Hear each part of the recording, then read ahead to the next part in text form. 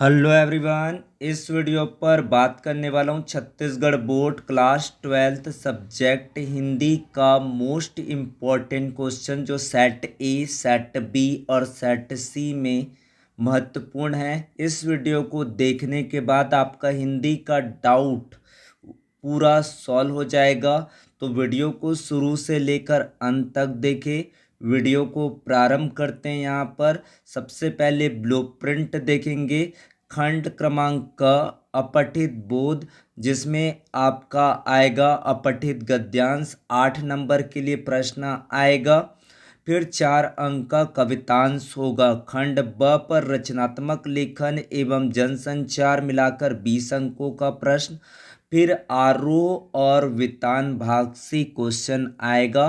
किस टाइप का क्वेश्चन आना है उसके बारे में बात करते हैं और इसको पढ़कर आप अच्छे अंक ला सकते हैं। उत्तर केवल गद्यांश पद्यांश पर आधारित होने चाहिए। यहाँ पर हमेशा गद्यांश पद्यांश के मूल भाव से जुड़ा हुआ प्रश्न ही आपको क्वेश्चन पर पूछा जाएगा। अपठित गद्यांश को आपको क्या तैयारी करना है, इसके लिए नवबोध प्रबोध इन सबको आपको ध्यान में रखते हुए इन सभी सेटों को 4 सेट नवबोध 4 सेट प्रबोध और साथ में आपको लगता है कि आपके पास टाइम है तो मिशन उत्कर्ष के अपठित गद्यांश को बनाकर प्रैक्टिस करें। आपको यहाँ पर फुल ऑफ फुल नंबर मिल जाएगा। जहाँ पर चरित्र चित्रण, नैतिक मूल्य, साहित्य और समाज, प्रकृति और वैज्ञानिक दृष्टिकोण जो PYQ पर दिया गया है, हास्य और स्वास्थ्य, जल ही जीवन इसके बारे में दिया गया है। इसमें उपसर्ग निकालने के लिए, प्रत्यय निकालने के लिए, समास विग्रह करने के लिए भी व्याकरण क्वेश्चन दिया जा सकता है। तो आपको टॉपिक ध्यान रखना है किस टॉपिक पर दिया गया है और उस टॉपिक का आपको क्वेश्चन पढ़ना है। प्रश्न को पढ़ते हुए उनके उत्तर को ढूंढना है। सबसे पहले आपको प्रश्न पढ़ना है। प्रश्न पढ़ने के बाद फिर अपठित गद्यांश पर मार्किंग करेंगे। वहाँ पर आपको पता चल जाएगा कि वो शब्द कहाँ पर लिखा हुआ है, ताकि उस उत्तर को ढूंढना आसान हो जाएगा। पहले से पढ़ते अपठित गद्यांश को पहले से नहीं पढ़ना है, पहले क्वेश्चन पढ़ना है। प्रश्न को पढ़ते हुए आपको उत्तर ढूंढना है।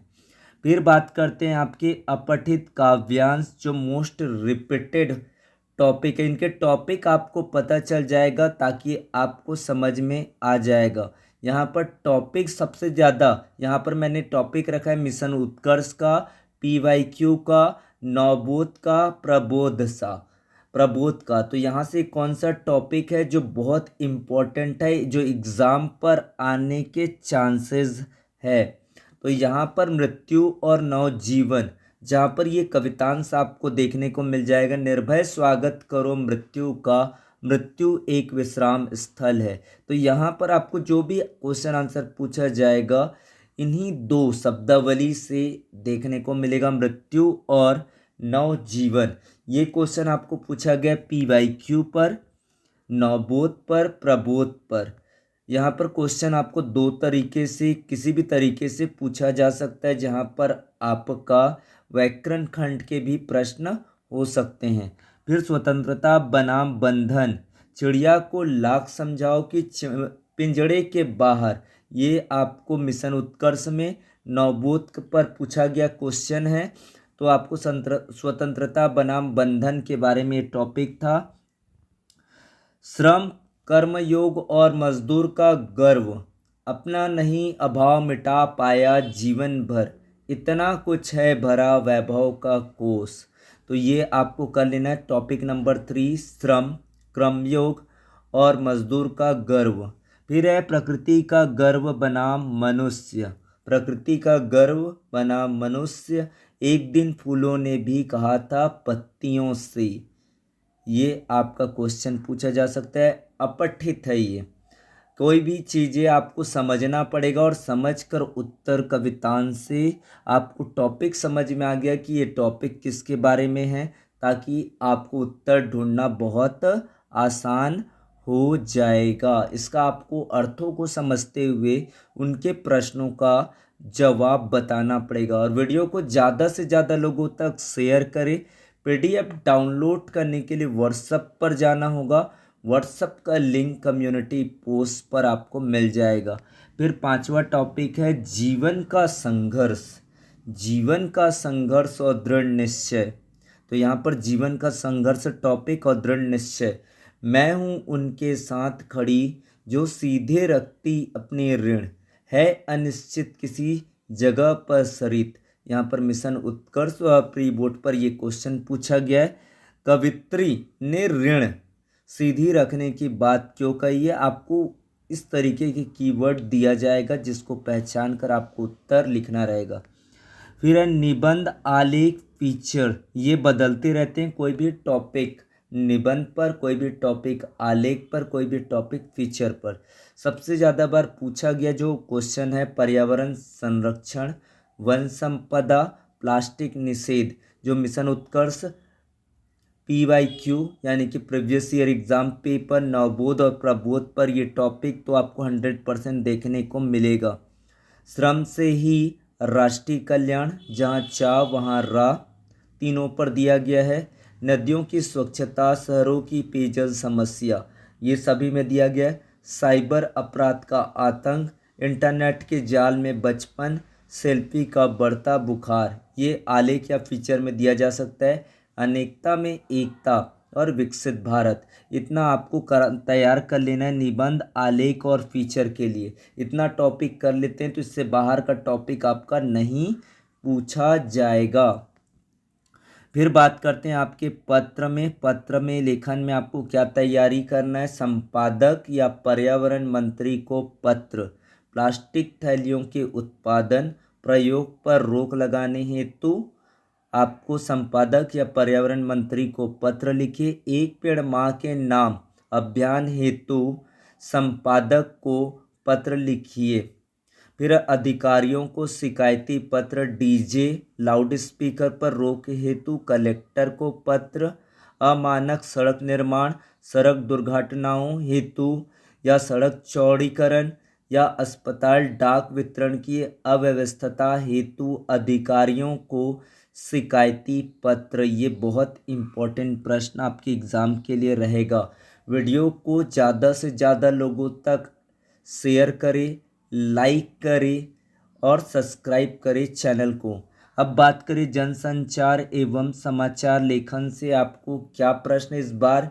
समाचार लेखन एवं उल्टा पिरामिड शैली। समाचार लेखन की उल्टा पिरामिड शैली पर प्रकाश डालिए। समाचार लेखन के कितने अंग होते हैं? शीर्षक, इंट्रो और बॉडी। समाचार लेखन में 6 ककार कौन कौन से है? समाचार क्या है? समाचार किसे कहते हैं? तो ये क्वेश्चन आपके समाचार लेखन एवं उल्टा पिरामिड शैली से इम्पोर्टेंट क्वेश्चन है। पत्रकारिता के विविध रूप में पत्रकारिता, पेज 3 पत्रकारिता क्या है? पत्रकार कितने प्रकार के होते हैं? इसमें आपको पत्रकारिता में और भी पूछ सकते हैं। वॉचडॉग पत्रकारिता, एडवोकेसी पत्रकारिता, वैकल्पिक पत्रकारिता, ये भी आपको तैयार कर लेना है। यानी कि पत्रकारिता के प्रकारों को पूरा पढ़ना है। पत्रकार कितने प्रकार के होते हैं? पूर्णकालिक, अंशकालिक, स्ट्रिंगर, फ्रीलांसर, ये भी आपको देखना है। विशेष लेखन क्या है? इसकी भाषा शैली का उदाहरण, व्यापार और खेल की भाषा लिखिए। रिपोर्टिंग और डेस्क और संपादन, बिट रिपोर्टर किसे कहते हैं? डेस्क से क्या तात्पर्य है? संपादक के प्रमुख कार्य और उत्तरदायित्व लिखिए।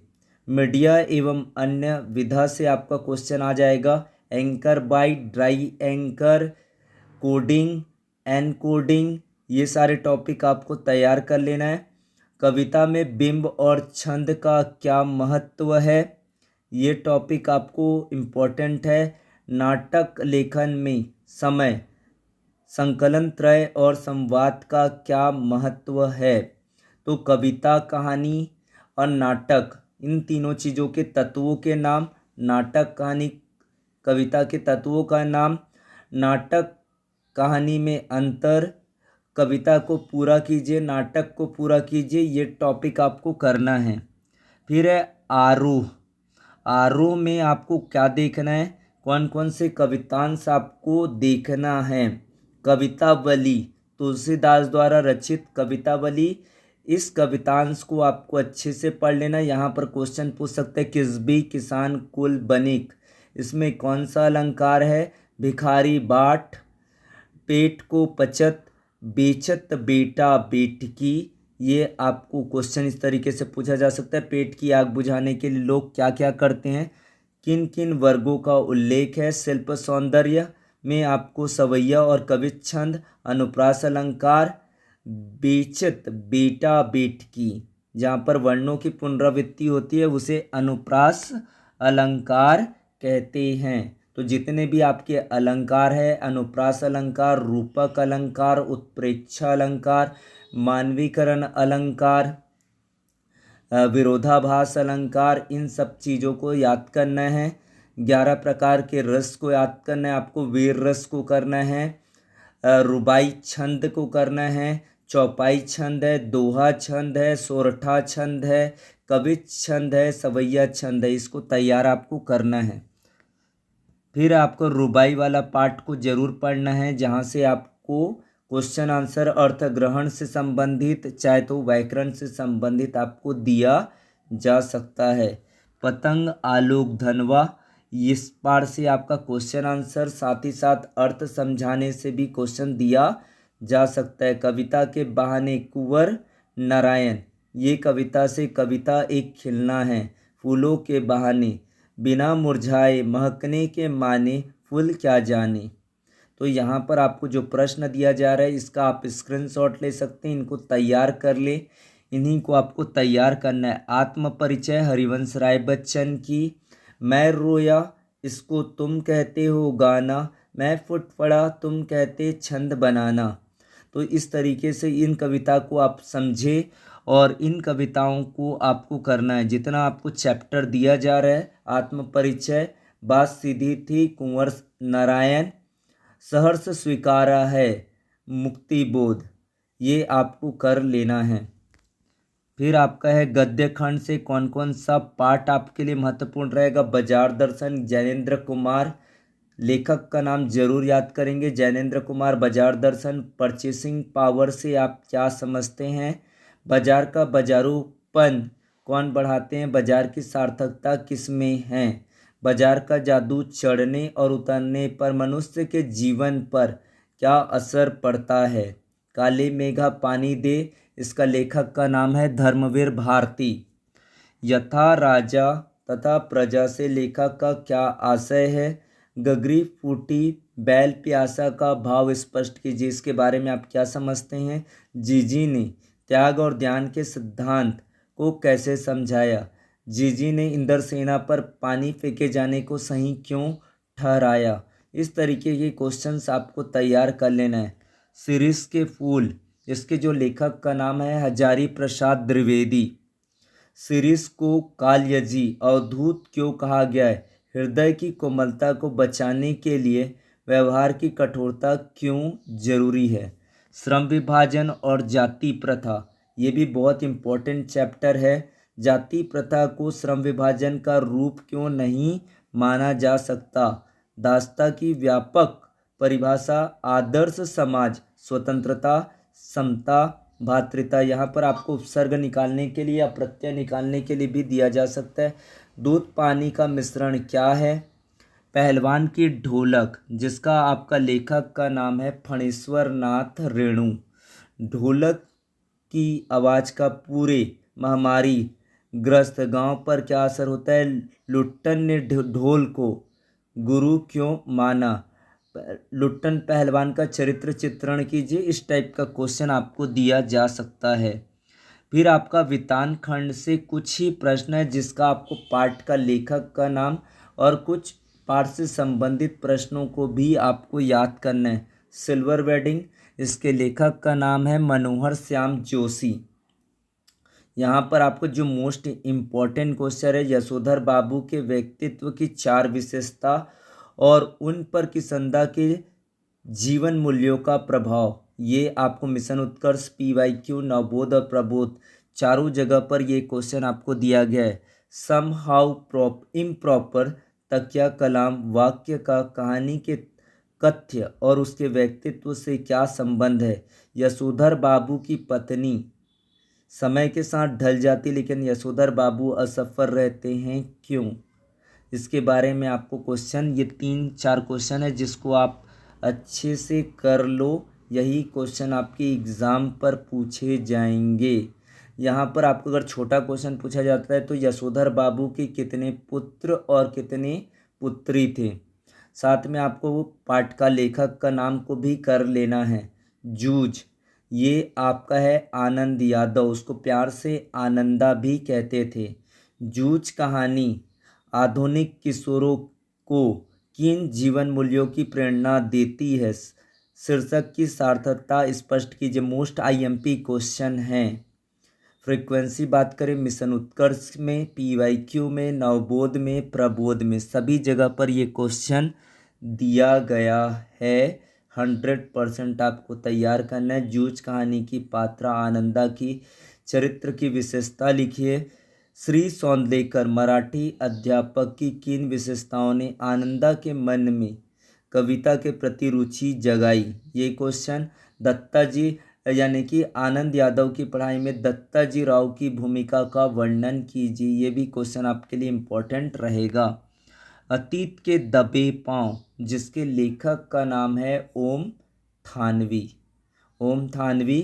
टूटे फूटे खंडहर सभ्यता के इतिहास के साथ धड़कती जिंदगियां के दस्तावेज है, स्पष्ट कीजिए। यहाँ पर मिशन उत्कर्ष, PYQ, नवबोध, प्रबोध सभी जगह पर यह प्रश्न दिया गया है। मोहनजोदड़ो जिसको सिंधु घाटी सभ्यता को जल संस्कृति या लो प्रोफाइल सभ्यता क्यों कहा गया, दोनों से आपको कंफ्यूजन करके दिया जा सकता है। महाकुंड की जल निकासी व्यवस्था को समझाइए, तो ये आपके अतीत के दबे पांव से तैयार करना है। व्याकरण से आप क्या क्या तैयार कर सकते। दोहा छंद 13 और 11 मात्राएं होती है। प्रथम और तृतीय चरण पर 13, द्वितीय और चतुर्थ चरण पर 11 मात्राएं होती है। उदाहरण में आपको है गुरु गोविंद दो खड़े काकी लागू पाए बलिहारी गुरु आपने गोविंद दियो बताए। या तो आपको करना है रुबाई छंद में पहली दूसरी चौथी पंक्ति में तुक होता है और तीसरी पंक्ति में लय युक्त नहीं होता है। सवैया और कवित छंद जो वर्णिक छंद है इसको तैयार कर लेना है। सवैया छंद में क्या होते हैं, समवर्णिक छंद होते हैं जिसके प्रत्येक चरण पर 22 से 26 वर्ण होते हैं। उसके बाद बात करें कवित छंद की। कवित छंद में क्या होता है आपका, ये भी अर्धवर्णिक छंद होता है। 31 वर्ण होते हैं, इसको आपको कर लेना है। ये सभी जगह पर आपको पूछा गया। नवबोध और प्रबोध दोनों ही गाइडों पर और दोनों ही मॉडल पेपर पर ये पूछा गया। अलंकार पर अनुप्रास अलंकार, उपमा अलंकार, रूपक अलंकार, उत्प्रेक्षा अलंकार और मानवीकरण अलंकार। जहाँ पर ज्यों त्यों मनु मानो तो वहाँ पर उत्प्रेक्षा अलंकार होगा। जहाँ पर सा से सरिस के बिना तुलना हो जाए रूपक अलंकार, जहाँ पर सा से सी सरिस हो जाए और तुलना हो जाए उपमा अलंकार। वर्णों की पुनरावृत्ति को अनुप्रास अलंकार, जहाँ पर निर्जीव वस्तु को सजीव के रूप में व्यक्त किया जाए वो मानवीकरण अलंकार होता है। साथ में आपको विरोधाभास अलंकार, शीतल वाणी में आग लिए फिरता हूँ, तो ये आपका विरोधाभास अलंकार, आपका ये भी विरोधाभास हो जाएगा। हनुमान की पूंछ पर आग लगी पर लंका ना जल पाई, ये यहाँ पर भी विरोधाभास अलंकार होगा। वात्सल्य रस जितने भी आपको दिखेगा रुबाई की पंक्ति वहाँ पर वात्सल्य रस। वीर रस का देखना है आपको। करुण रस की परिभाषा उदाहरण सहित स्पष्ट करना है। बिंब विधान में आपको करना है दृश्य बिंब, यानी कि जहाँ पर कविता को पढ़ने पर दृश्यों का दृश्य बन जाती है उसे दृश्य बिंब कहते हैं। श्रव्य बिंब यानी कि ध्वनि बिंब। स्पर्श बिंब को छाटना, छतों को नरम बनाते हुए यहाँ पर स्पर्श बिंब है। कपास की तरह कोमल, यहाँ पर भी क्या हो जाएगा स्पर्श बिंब हो जाएगा। दृश्य बिंब किसी चीज़ को देखकर दृश्य बन जाती है। तो इस तरीके से ये वीडियो रहा पूरा हिंदी के लिए डेडिकेटेड वीडियो। वीडियो को लाइक करें, शेयर करें, सब्सक्राइब करें चैनल को। धन्यवाद। Thank you so much watching the video for the last exam. Thank you so much supporting for all of the student, appreciating of all of the you for the MD educations, for supporting, and lot of love for your supporting. Thank you so much.